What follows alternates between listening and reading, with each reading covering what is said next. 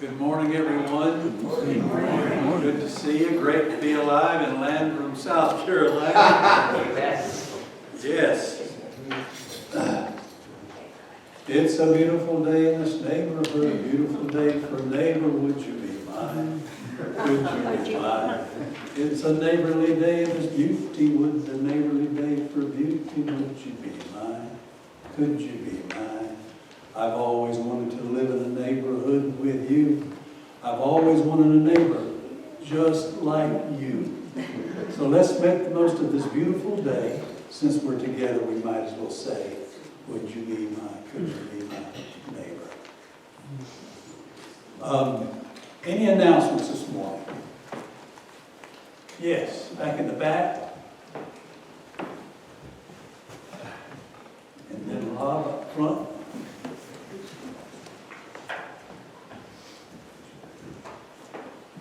We had the great fortune of somebody putting a house on the market right across the street from our house, and they gave us almost all of the furniture and inside. So we're going to hold a Ukraine garage sale fundraiser next Saturday because the weather will be fairly cool, and we'd like anybody who could help and volunteer to help us.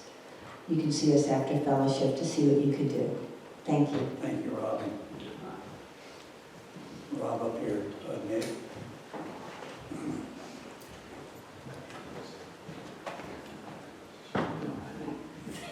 I don't know if you all saw it.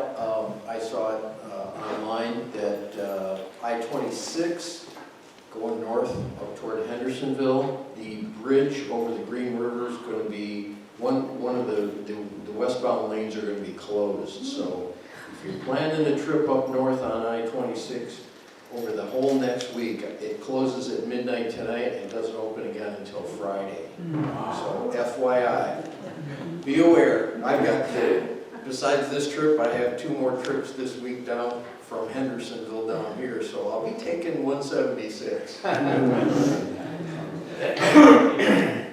Oh. Thank you, Rob.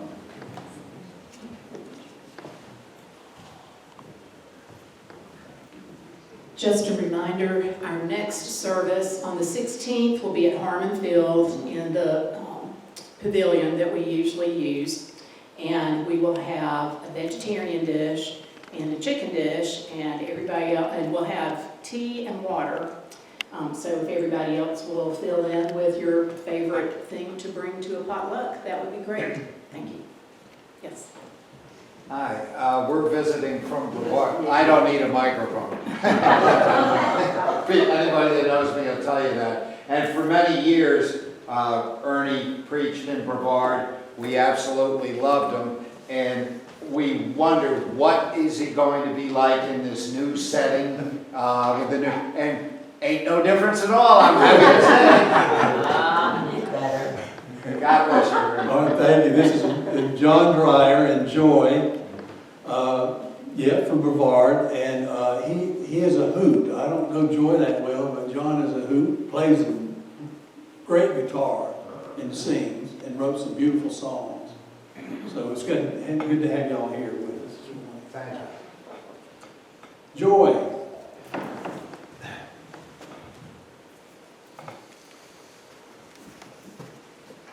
Thank you.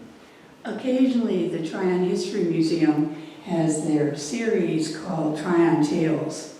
And on June 13th, which is a Thursday, at 5 o'clock, Dr. Warren Carson will be speaking about unique personalities on the East Side.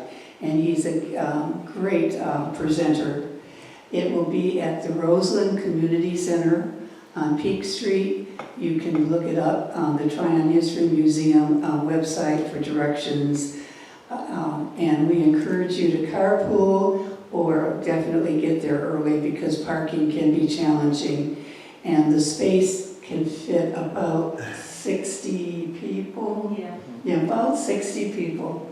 And it will be videotaped by Ellen, so we will have it on our website also. And there's good audio system, so you'll be able to hear it. And that's Dr. Warren Carson. Thank you. He's Thank great. you, Joy. That's a Thursday. Okay, thank you. And it's for Juneteenth. Juneteenth, okay, thank you. Any other announcements you want to have? Is this too loud, this microphone I'm using? No, it's fine. Okay. I know most of you probably know this already, but if you get a text from me asking for money, you know what to do with it. Because I'm not going to ask you for money. Robin? Actually, the text says, I'm going into a meeting. Can you please get back to me and tell me when we Okay. can talk or something like that? That's right, because that's another, it won't ask you for money, but it'll ask you to respond to the text. So I won't send you a text that tells you I'm going into a meeting. Because I don't go to meetings anymore. That's why I knew it was bogus. Now, Robin. Okay, let's see, I think that's it for announcements. Okay, any other visitors? I don't recognize any other visitors, but, okay.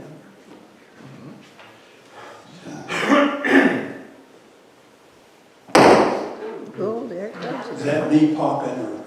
Yeah, just go.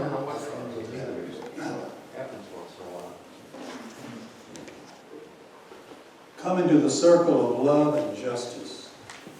Come into the community of mercy, holiness, and health. Come and ye shall know peace and joy. Our opening hymn is Holy, Holy, Holy, number 26, and just be seated. Unless you want to stand, you can, but we'll just sit down and sing this song. Feel free to stand up if you want to.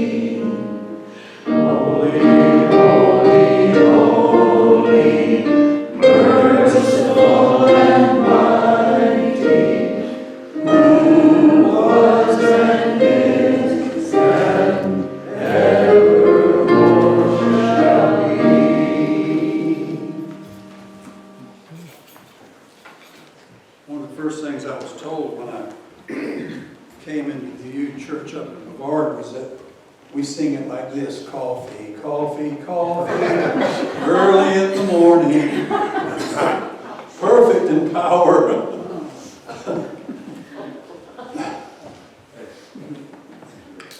Becky's a little lighter challenge for us.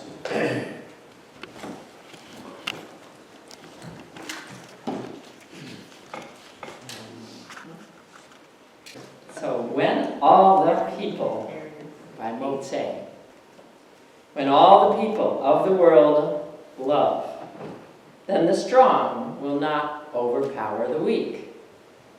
The many will not oppress the few. The wealthy will not mock the poor. The honored will not disdain the humble. The cunning will not deceive the simple. Thank you, Becky. Join with me if you would, please. We light this chalice with the light of truth. We light this chalice with the warmth of love. We light this chalice with the energy of action. We light this chalice with the harmony of peace. A spirit of community in which we share and find strength in common purpose. We turn our minds and hearts toward one another, seeking to bring into the circle of concern all who need our love and support, those who are ill, those who are in pain, either in body or in spirit, those who are lonely, those who have been wronged. If you would like to light a candle and name a concern or sorrow or share a pain with us, please feel free to do that. Nick will give you the microphone if you want to share, and we'll light a candle for you.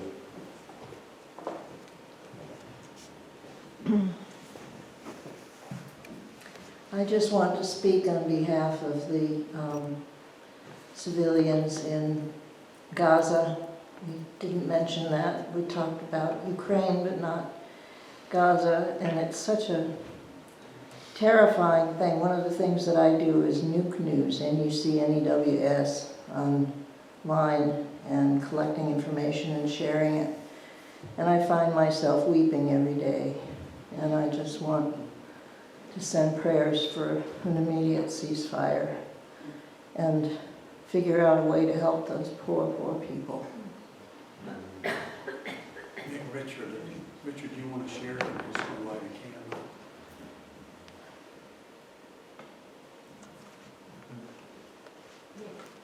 Is that ours? You want to, Nick, I think Richard had something he wants to share. No, Nick told me to light the candle when somebody does. I got you. I had to hire him today. I'm new at this. Go ahead, I'm sorry. I just wanted to reintroduce myself. I've been here twice. My name's Anita, and I let you guys know when I arrived that my husband, we had just moved to Inman in February, and my husband was very ill. He's had dementia for several years. I've been his caregiver, and he did die on May the 4th, so I miss him terribly. But I guess one good thing is this does give me the time to spend my time wherever I want to now, so I look forward to getting to know all of you a lot better. Welcome. Thank you, Anita. I have a great joy. I completed and published, it's on Amazon and Kindle, my 6th book, In My Father's Footsteps. It's in time for Father's Day, and I'll be doing a book signing in the Landrum bookstore, Page and Flame, on Saturday the 15th, the day before Father's Day. Thank you, Robin. Anyone else have anything they'd like to share with us, concern, sorrow? I have a joy and a sorrow. The sorrow is first that unfortunately my wife took a bad spill. I have shared about her back difficulties. Her surgery got delayed, now it's scheduled for June 12th, but just a couple of days ago she slipped and fell and hit her head really hard. And she's going to be fine, but the joy is our hospital, St. Luke's, was incredible. From the doctor to the nurse, everybody was just perfect, and she came out with a clear bill of health, no serious injury to her head. So that's why she's at home just resting. Good. Thank you, David.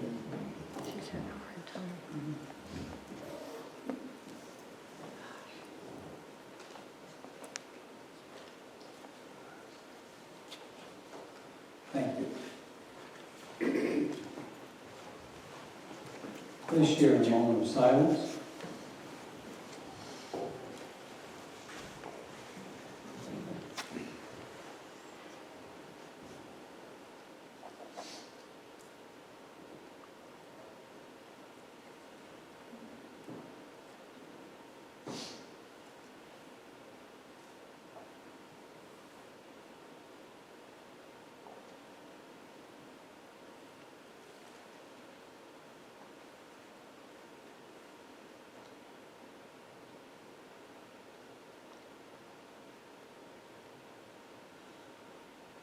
Join with me, please, in our response.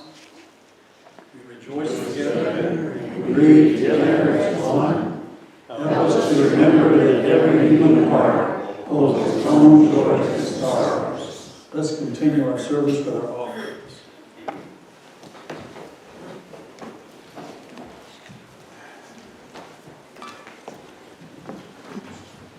John, did you bring your guitar? No.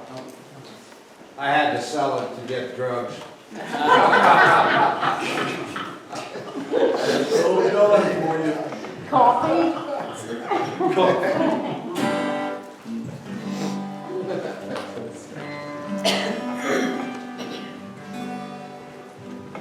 All right, sing along with us. Yeah, Becky's going to lead this song, but then there's an echo. It's the echo song, right? Yeah. Yeah. So we're gonna be echoed. You can be the echo too. You'll see what I mean. Join in. You got words there, yeah? Yes.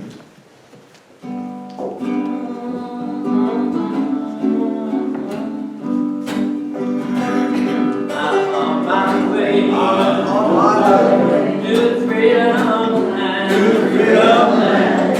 I'm on my way. I'm on my way To freedom land. to freedom land. I'm on my way. I'm on my way To freedom land. to freedom land. I'm on my way. God, I'm on my way. I asked my sister. I asked my sister, Come go with me. come go with me. I asked my brother. I asked my brother, Come go with me. come go with me. I asked my brother and sister. Come go with me. Come go with me. I'm on my way. Great God, I'm on my way. I asked my brother. I asked my brother, Come go with me. come go with me. I asked my brother. I asked my brother, Come go with me. come go with me. I asked my brother. I asked my brother, Come go with me. come go with me. I'm on my way. God, I'm on my way. If they say no, I'm going now. I'm going now. If they say no, If they say no, I'm going now. I'm going now. If they say no, I'm going now. I'm going now. I'm on my way. God, I'm on my way. I'm on my way. I won't turn back. On my way. I'm on my way. I won't turn back. I won't turn back. I'm on my way. I'm on my way. I won't turn back. I won't turn back. I'm on my way. Dear God, I'm on my way.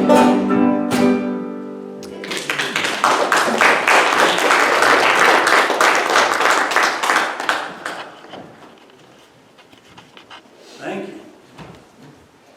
Join with me, please.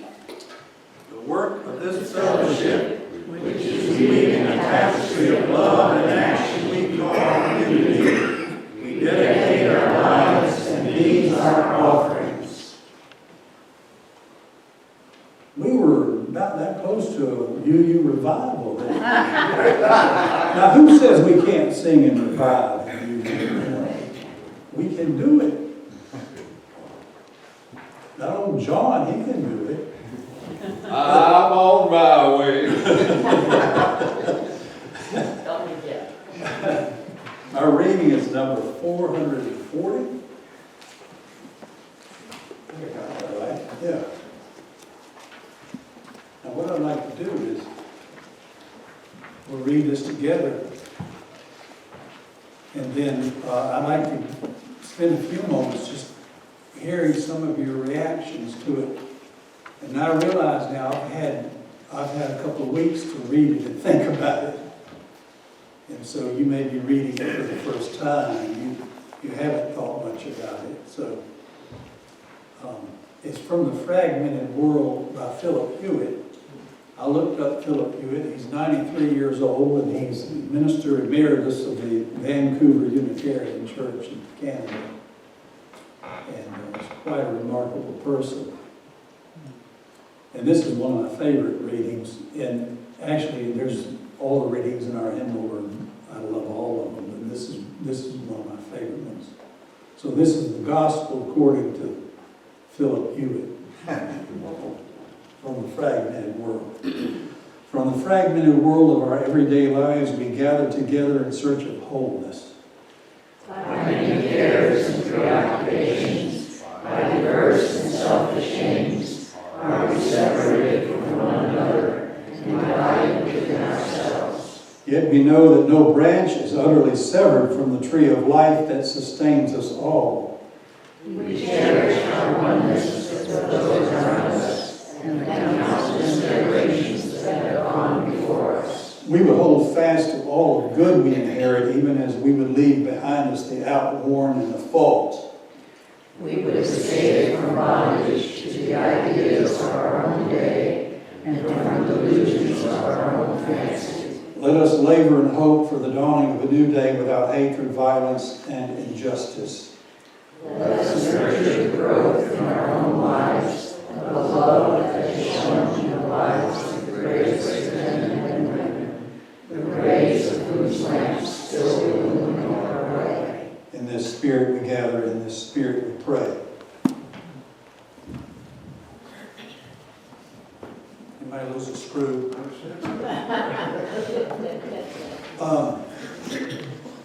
Yeah, let's take a moment or two just to reflect on that reading.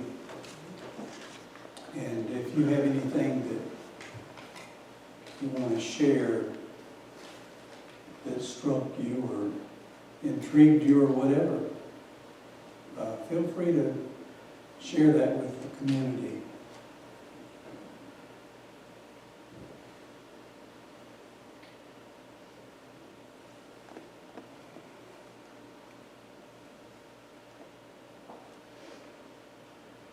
John? I like the idea about the tree and the fact that we do tend to separate, let's be honest, when somebody annoys us or especially if you get into politics or something like that, and you tend to say, or you tend to feel, that's not me, I'm not connected to that person in any way. But we all have to remember that we are all connected like the tree, and that will be helpful in getting us to be more accepting of others and loving of others. Yeah, very good point. I didn't know about, when I first read Tree of Life, I assumed it was the Tree of Life in the Garden of Eden, but I looked it up. It's a symbol that's found in all religions and all mythologies and all philosophical traditions, the Tree of Life. It's not just biblical, it's a universal symbol. And the other connection I saw in that was the placenta was often called the tree of life that nourishes the child. So the tree of life is comparable to the great mother goddess that nourishes and feeds us, Mother Nature. But your point, well taken, that none of us are severed from that tree of life, even though we may think we are. Good point, John. Thank you. Anybody else have anything in there they want to share? Yes, David. I found it very interesting that concept of the delusions of our own fancy could be bondage from which we need to escape. Ooh. It seems that many factions in the world that we are surrounded by now are living in delusions of fancy, but they're bonded by those things. They're held back by them. They become myopic and they can only see their own fantasies, their own fancies. Yes. Their own delusions. The delusion, what's the difference between a delusion and an illusion? Here's how I see it. An illusion is, say you're out on the desert, and you're walking in the desert with a friend, and your friend sees what looks like water. And as you know what it is, it's the heat in the desert. And he says, there's water. And that's the illusion. take him to that place and you say, see, here are the facts, here's the truth. And he drinks the sand. He refuses to accept the truth and the fact. That's delusion. So illusion is, yeah, you see the water. Delusion is when you say to the person, here's the truth, here are the facts. And I think you pointed to that. They're in bondage to this delusion they have. And they, to expect them to let go of that. So that's an important, I think, distinction to make. People who flatly deny to acknowledge facts. I ran into a learned quote. I can't remember who this quote is from, but it said, how easy it is to get people to believe in a lie, and how hard it is to undo that work. Yep. And I think kind of back to what John was saying, we need to always turn that around and ask ourselves, am I living a delusion? What may be my fancy, so that we always reflect on, we're not just pointing the finger, there's a saying, you point the finger, you've got three pointing back at you, Anybody else have any thing they want to share about that reading? Yeah, Jean. The message that resonated with me was the part that says, let us labor in hope for the dawning of a new day, without hatred, violence, and injustice.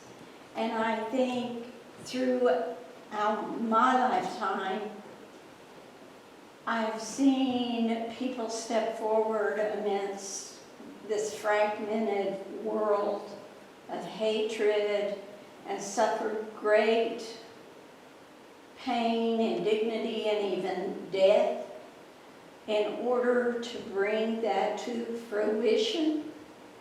And to me, it says, no matter how small a part we play, we all can strive to do better and to rid this world of hatred and division and injustice. Yes, that's a good point. Jean, turn to reading 505, if you would. I think this is kind of what Jean is touching on here. What number? Reading 505. Read 85. 505. It's a reading from Vietnamese monk Thich Nhat Hanh. Because I believe this reading is saying exactly the same thing as the reading from George Hewitt. Let us be at peace with our bodies and minds, and let us return to ourselves and become whole. There's that wholeness ourselves. Let us be aware of the source of common to us all. There's your tree of life, and to all living things. Again, the tree of life. Evoking the presence of the great compassion. To me, wholeness. Let us fill our hearts with our own compassion toward ourselves and toward all living beings. Let us pray that we ourselves cease to be the cause of suffering to each other, and with humility, with awareness of the existence of life and of the sufferings that are going on around us, let us practice an establishment of peace in our hearts and on earth. Amen. I think that's the same, just different wording, but it's the same call, Okay, anyone else before we move on?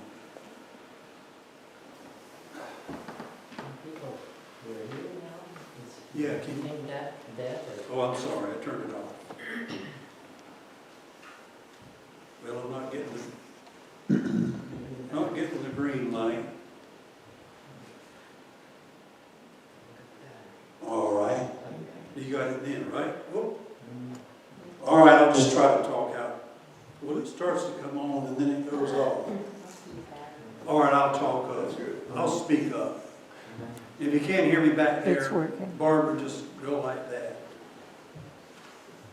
Because I do tend to get soft-spoken sometimes. I love this reading. Like I said, it's one of my favorites. You know, when I think about the reason we gather here every Sunday morning, I love the idea that we gather to kind of restore our wholeness. After we've spent a week, or in our case 2 weeks, because we meet every other Sunday, there's 2 weeks before we meet again and gather again. We have more than a week to fragment for our lives to be fragmented. And so what we gather, our reason for gathering here is to restore that sense of wholeness. Now, I know that's a loaded term, you know, wholeness. What does that mean?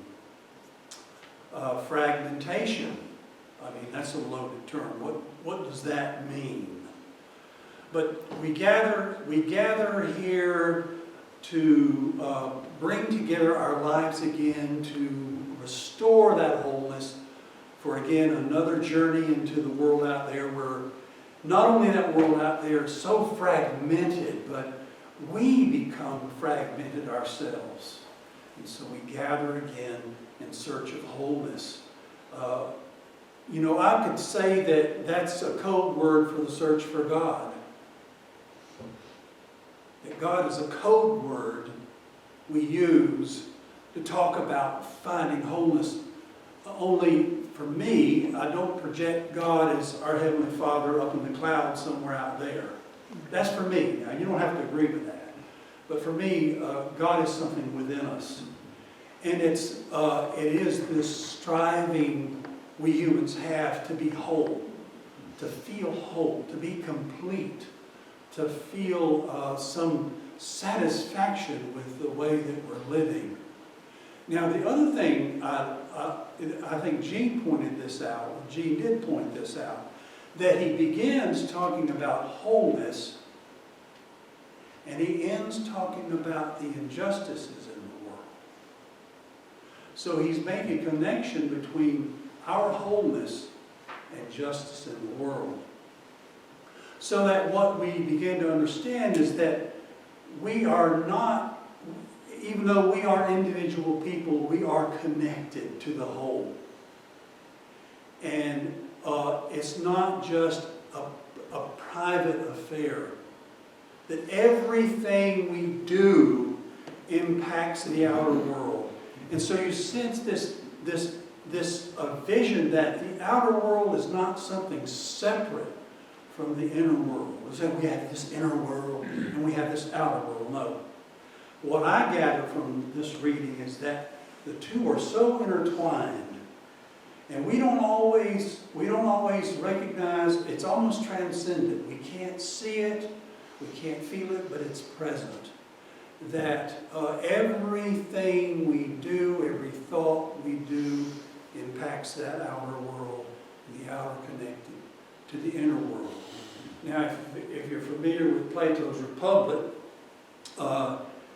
he was in search of justice using Socrates. It was a dialogue between Socrates and other people about the best kind of state that you could form. And the prime virtue in that state was justice. So it's a pursuit of the meaning of justice. But what Plato understood back then, and I think we need to revive that understanding, is that you cannot separate the state of the soul from the state of the government, from society. That as society is, so is the soul of the individual. If our state is fragmented, then I think you were hinting about that, John, that we are fragmented. If the state is divided, we individually are divided.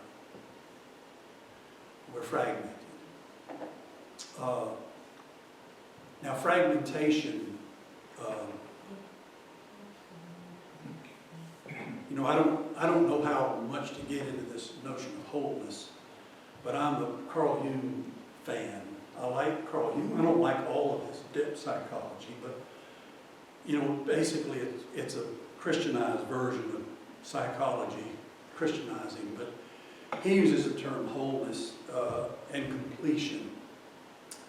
But he talks about the danger in our quest for wholeness of fragmentation. And he uses the word dissociation. That we can hate someone or something so much to the point that we are beginning to project onto those people something that we hate in ourselves. And he called that shadow projection.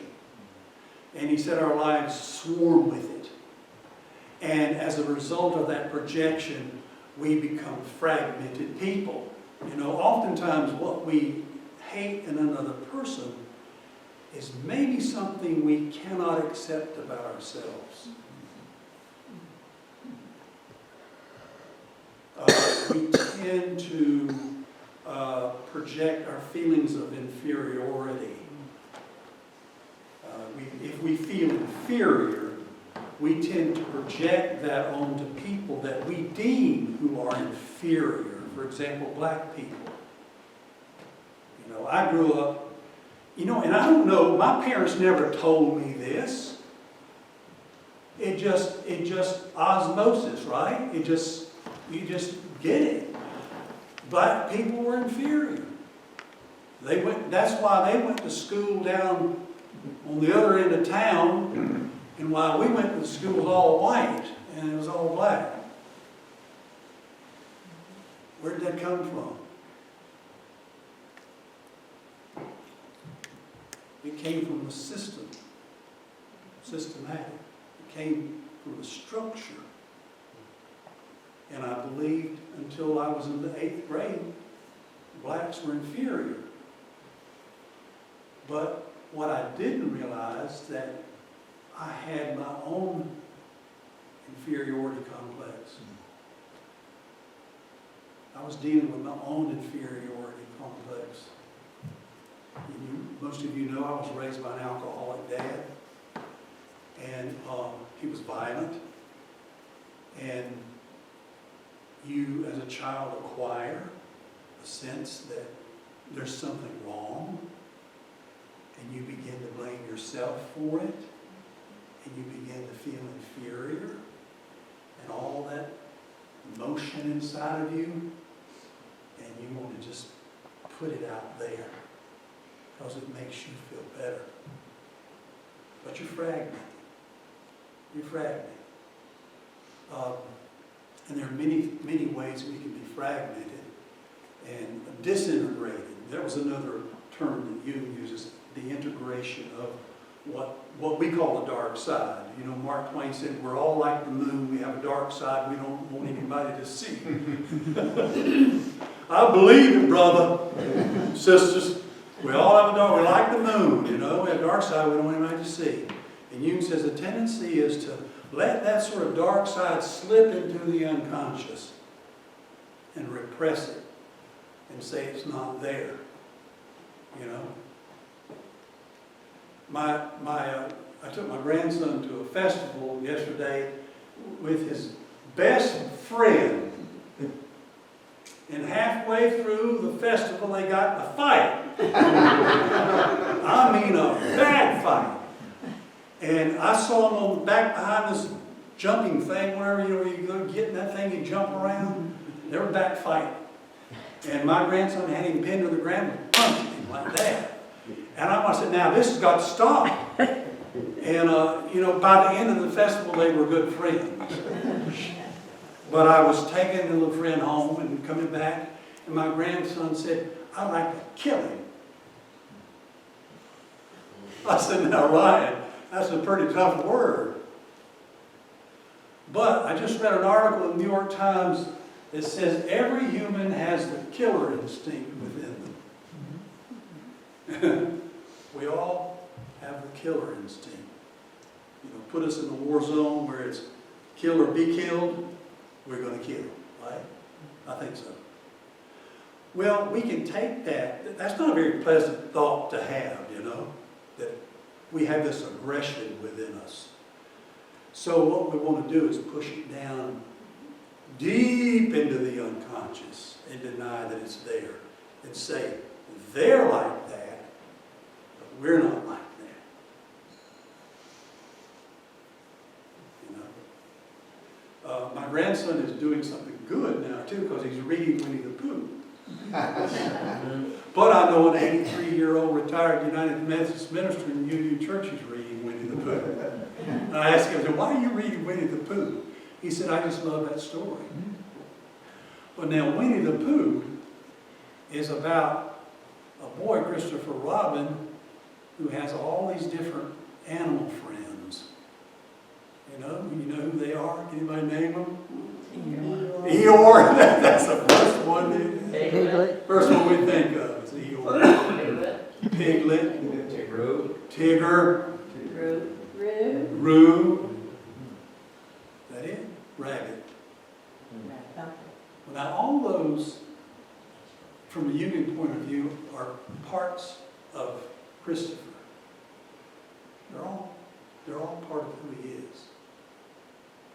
And they're projected out onto these little animals. And each animal represents a part of who he is. You know, that's how good writers become good writers and good novelists, because they can just take part of who they are and they can put it out there in a character, you know.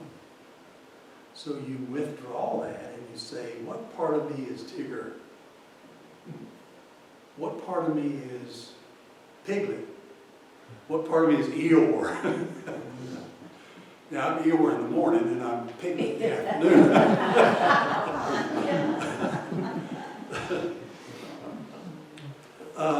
The only thing about Pooh, you know, I think this friend of mine loves Pooh because it's such a beautiful story and there's no dark side in it, you know. But you take a story like Jungle Book and you've got all these animal characters and you've got the dark side.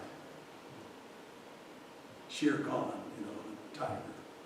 So, you know, how do you integrate that tiger? You know, you realize you have a tiger living inside of you, you know.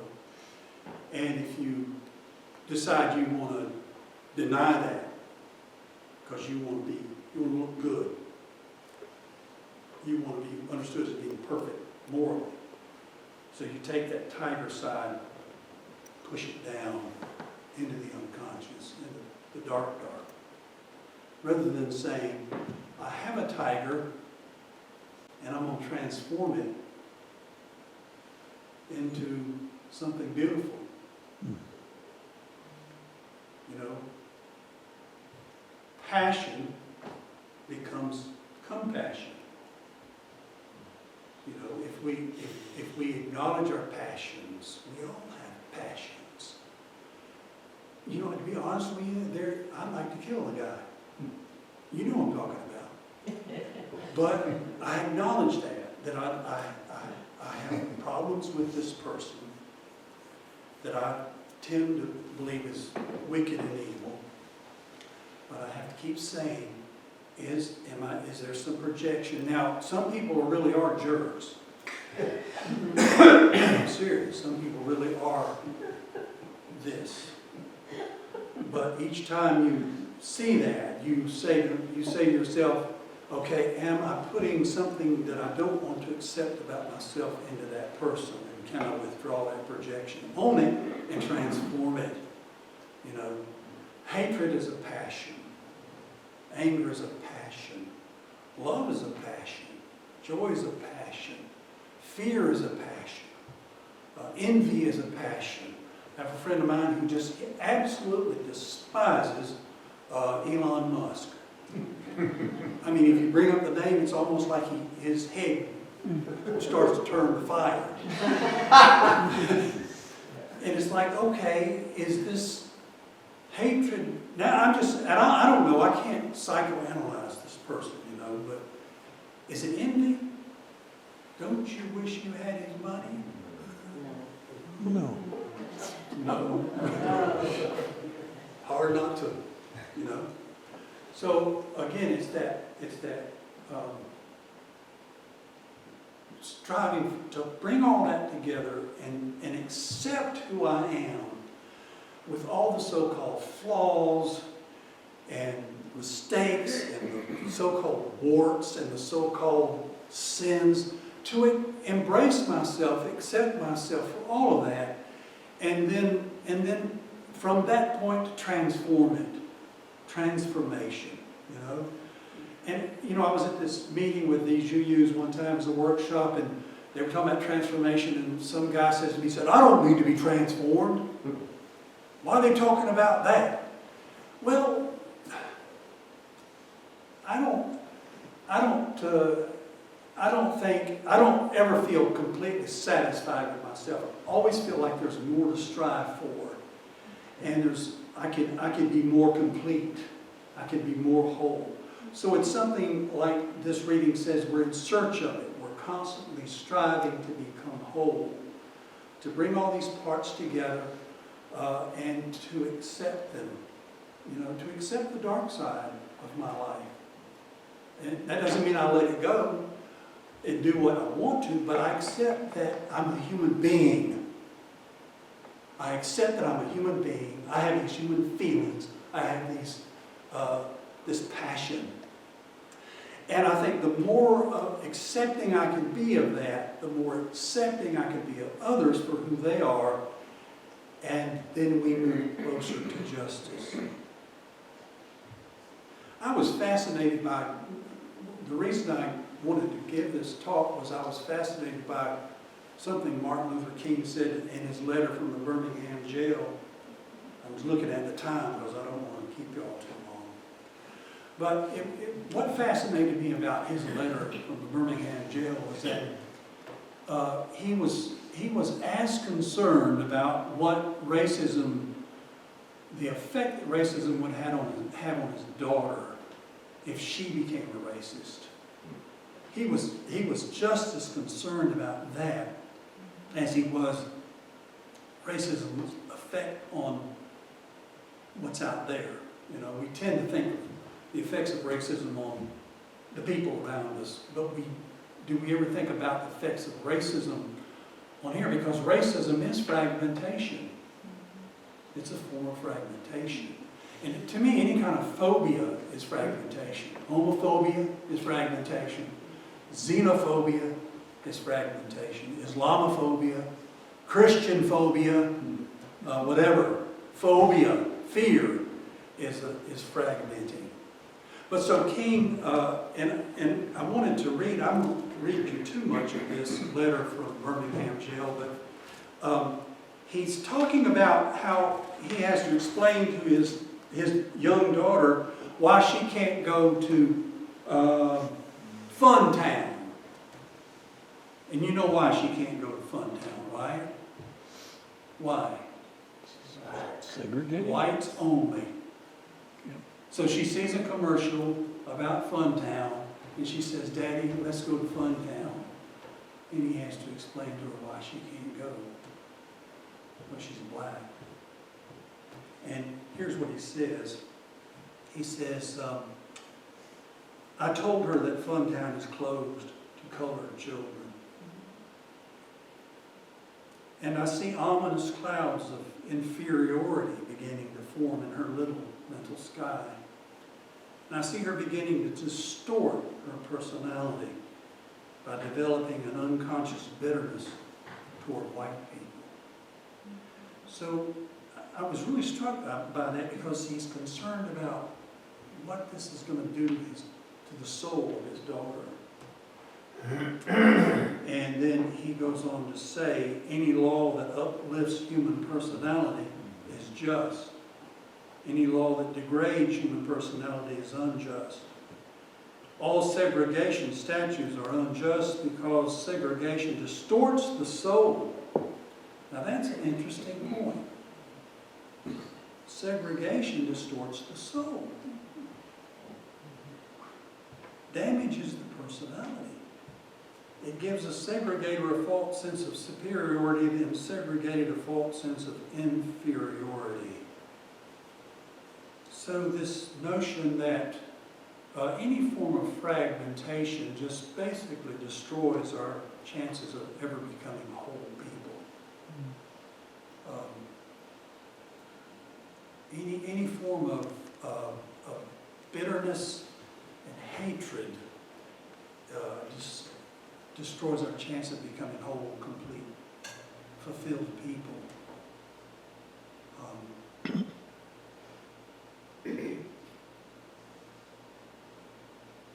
So, what is soul? That's a big question. I don't know about the soul in terms of, immortality. I don't know about that. But for me, soul is the power of reflection. Soul is that part of us that reflects and that honestly reflects on ourselves, informs a sense of I, informs a sense of how I affect those around me through reflection.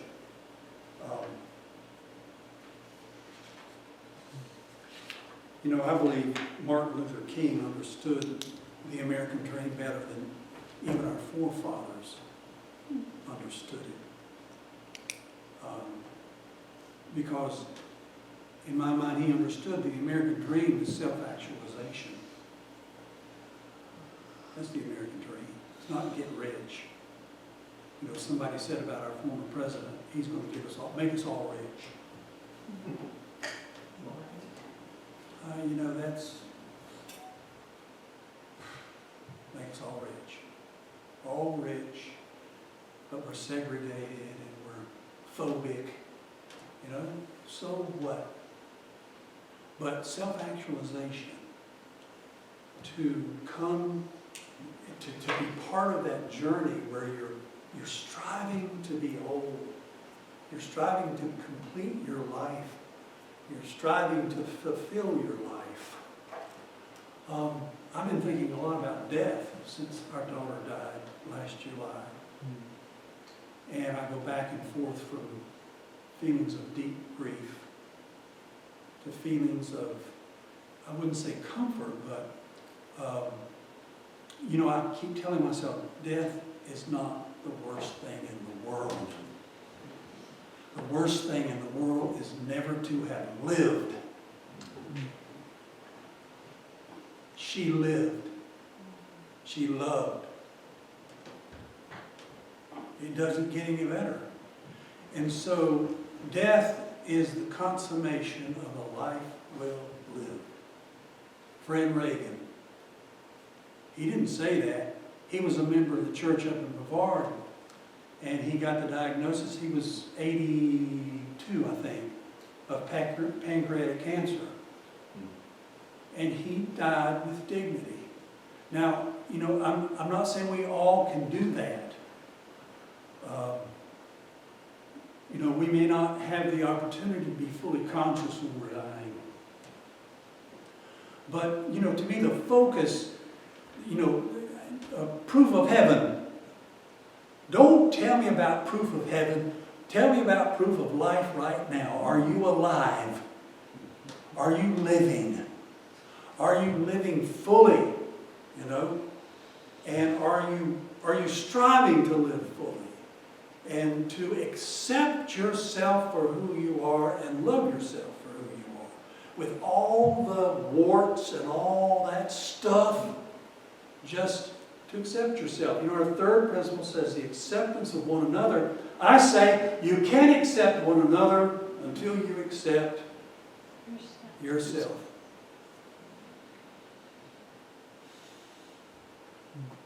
Now,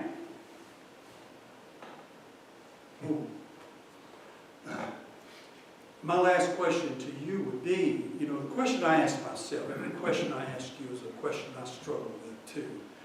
How can we, our first principle, how can we live with a sense of worth and dignity and be racist or phobic or fragmented?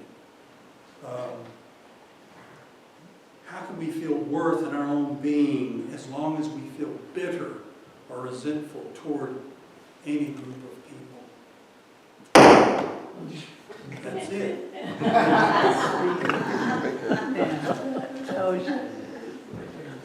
With a bang.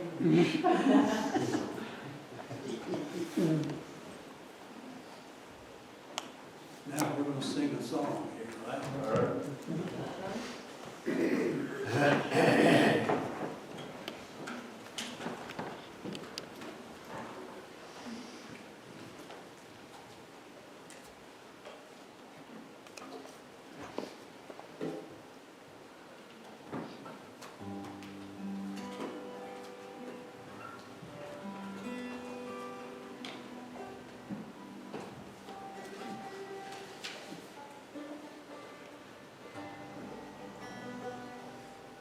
We shall not be moved.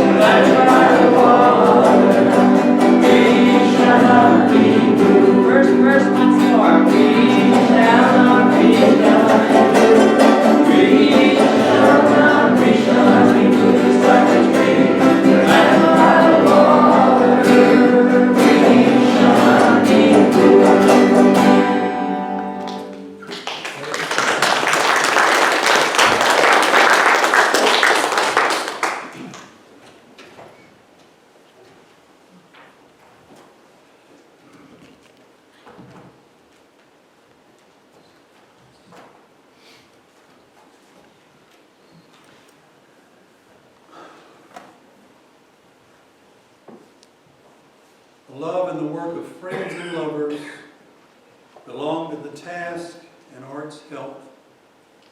Rest and rejoicing belong to the task and art's grace. Let tomorrow come tomorrow. Not by your will is the house carried through the night. It's words from Wendell Berry. Now I think we have a little bit of time. No, we're over time. 1 minute. Does anyone have any comments, queries, or opposing viewpoints to what? I'll talk loud. I just wanted to say that the readings and the teaching made me think of hope. And There's a lot of people right now with what's going on in the world and our country that have lost hope. And we wanted justice. And getting that little bit of justice last week gave us hope. And an illustration of hope I have is we had a fig tree that had a fungus. And we were instructed that not only should we cut it down, but we needed to burn every part of it and actually burn the stump. And we did all of that. I mean, we hacked at it and burned it. And there's a little fig tree growing out of it again.